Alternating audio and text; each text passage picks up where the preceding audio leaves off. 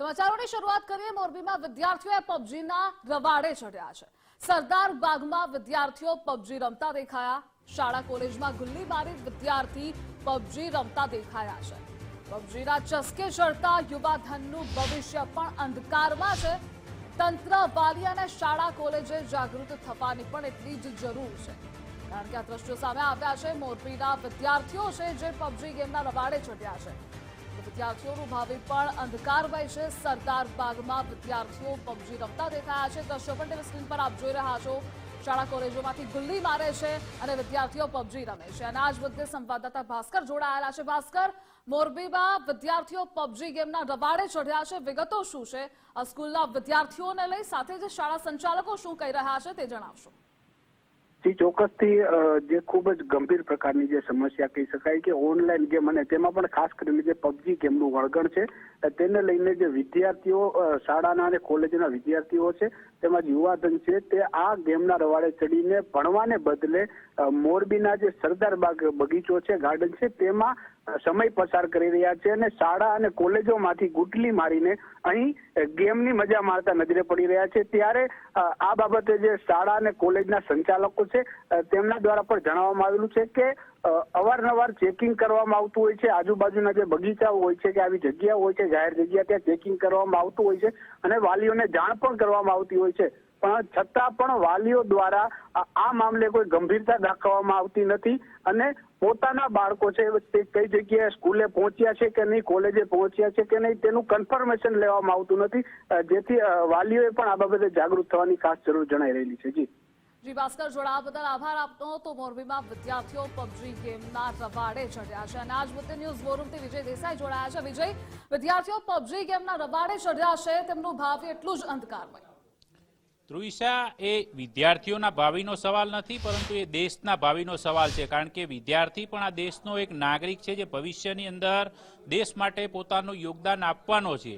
પરંતુ યોગદાન આપવા માટે અત્યારે જેની સૌથી જરૂર છે તેવું યુવાધન જો આ પ્રકારે શિક્ષણના બદલે આ પ્રકારે ઓનલાઈન ગેમ્સની અંદર જો રચોપચો રહેશે તો દેશની આવનારી પેઢીનું શું થશે એ પ્રશ્ન એક વ્યાજબીપણે અત્યારે ઉઠી રહ્યો છે। કારણ કે પબજી ગેમ જે ઘણા સમયથી ચર્ચામાં છે, કારણ કે તેને કારણે અનેક પ્રકારનું આ એક પ્રકારનું એડિક્શન જે છે એ ડ્રગ્સ કરતાં પણ ખતરનાક ગણવામાં આવે છે। એ પ્રકારના એડિક્શનમાં ફસાયેલા વિદ્યાર્થીઓ આ મોરબીના જે દ્રશ્યો આજે દર્શાવી રહ્યા છે કે સરદાર બાગની અંદર જે આસપાસની આવેલી જે શૈક્ષણિક સંસ્થાઓ છે તેમાંથી વિદ્યાર્થીઓ ગુલ્લી મારીને અહીંયા પહોંચી જાય છે અને આખો દિવસ જાણે ગેમ રમ્યા કરે છે અને એમાં જ સમય પસાર કરે છે।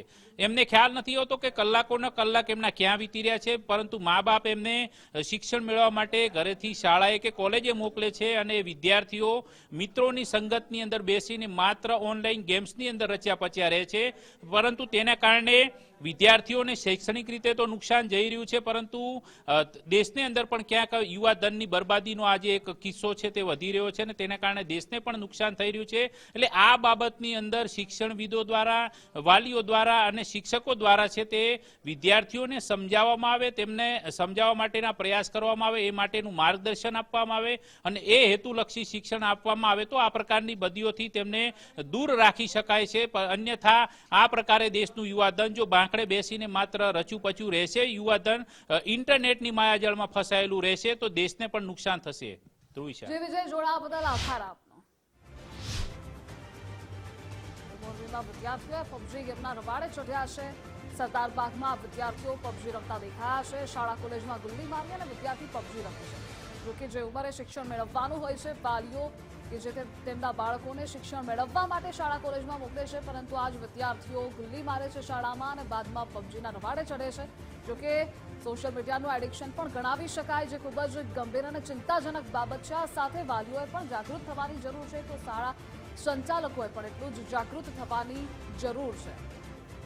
પબજીના ચસ્કે ચડતા યુવાધનનું ભવિષ્ય પણ અંધકારમાં છે તે સ્પષ્ટપણે આ દ્રશ્યોને જોતા લાગી રહ્યું છે, કારણ કે તંત્ર, વાલી અને શાળા આ તમામ લોકોએ જાગૃત થવાની જરૂર છે। જે દેશનું ભાવિ છે તેના પર અહીં સવાલો થઈ રહ્યા છે। જો તે આ જ ઉંમરે ભણવાની જગ્યાએ પબજી રમશે તો ખૂબ જ ગેરમાર્ગે દેશનું ભાવિ દોરાઈ રહ્યું છે તે પણ સ્પષ્ટપણે લાગી રહ્યું છે અને એટલે જ સવાલો થઈ રહ્યા છે, કારણ કે આ પહેલા પણ અનેક આવા કિસ્સાઓ સામે આવી ચૂક્યા છે જ્યાં અનેક ગેમના રવાડે વિદ્યાર્થીઓ ચડતા હોય છે।